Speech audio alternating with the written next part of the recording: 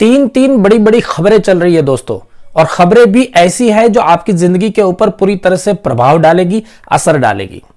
सबसे पहले तो यह कि सेना से प्रीमेचर रिटायरमेंट पूरी तरह से बंद कर दिया गया है। दूसरे नंबर पर यह खबर चल रही है कि सेना की पेंशन ही पूरी तरह से बंद कर दी गई है। और तीसरी खबर यह चल रही है कि सर्विस की लेंथ के हिसाब से पेंशन की परसेंटेज में फर्क डाला गया है, पेंशन के ऊपर कटौती की गई है। आखिर यह पूरा कंफ्यूजन क्या है, कौन सी खबर सही है और कौन सी खबर गलत, आज इस वीडियो में करेंगे पूरा दूध का दूध और पानी का पानी।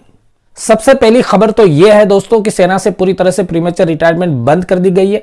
असल बात यह है दोस्तों कि 2 नवंबर 2020 को एक लेटर दिया गया था जिसमें यह लिखा गया था कि कोविड-19 की परिस्थितियों को ध्यान में रखते हुए मार्च 2023 तक किसी भी टाइप के प्रीमेचर रिटायरमेंट को सैंक्शन नहीं किया जाएगा। और जिन जिन लोगों का प्रीमेचर रिटायरमेंट सैंक्शन हो चुका है, जिनकी रिटायरमेंट की डेट इश्यू हो चुकी है, उनको 1 साल के लिए रोक दिया जाए। तो यह बात पूरी तरह से साबित नहीं हो पाती है कि सेना में पूरी तरह से प्रीमेचर रिटायरमेंट रोक दिया गया है। दूसरी खबर यह है कि दोस्तों सेना से पूरी तरह से पेंशन बंद कर दी गई है। इसके ऊपर भी हमने काफी सारा रिसर्च किया, काफी सारे प्रूफ ढूंढे, लेकिन ऐसी कोई भी खबर नहीं है जिसमें साफ शब्दों में यह बताया गया हो कि सेना की पेंशन पूरी तरह से बंद कर दी गई है।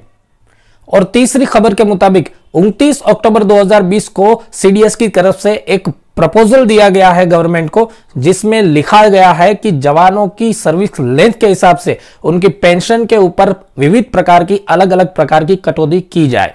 इस लेटर को अभी तक आपने देख ही लिया होगा, और अगर नहीं देखा हुआ है तो मैं आपको स्क्रीन पे दिखा रहा हूं। इस लेटर को आप पूरी तरह से पढ़ेंगे तो आपको समझ में आएगा कि साफ शब्दों में यह बताया जा रहा है कि सेना से आपको रिटायरमेंट लेने के लिए मिनिमम 20 ईयर्स 20 साल तक नौकरी करनी होगी।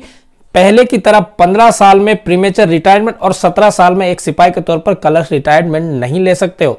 और जिस हिसाब से इस लेटर में पेंशन के परसेंटेज दिखाए जाते हैं, उस हिसाब से ही आपको पेंशन मिलेगी। और यह खबर पूरी तरह से सच्ची साबित होती है दोस्तों। लेकिन यह लेटर अभी तक सिर्फ प्रपोजल के रूप में है, किसी भी प्रकार से फाइनल स्टेज में नहीं आया हुआ है और फाइनल स्टेज में आना भी नहीं चाहिए।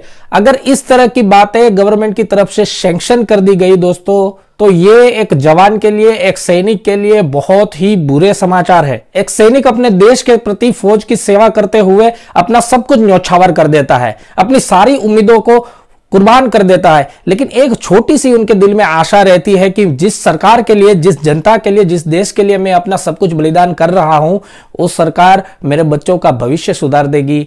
छोटी सी पेंशन के रूप में मेरा भविष्य सुरक्षित हो जाएगा और कहीं ना कहीं मेरे बच्चे, मैं अपने परिवार के साथ काफी सालों बाद भी आराम से जिंदगी बिता पाऊंगा, सम्मान से जी पाऊंगा।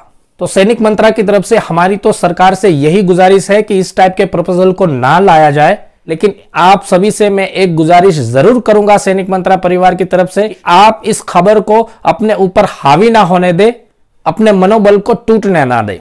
इस वीडियो में बस इतना ही, बाकी हंसते रहिए, खुश रहिए, मस्त रहिए। नमस्कार, जय हिंद।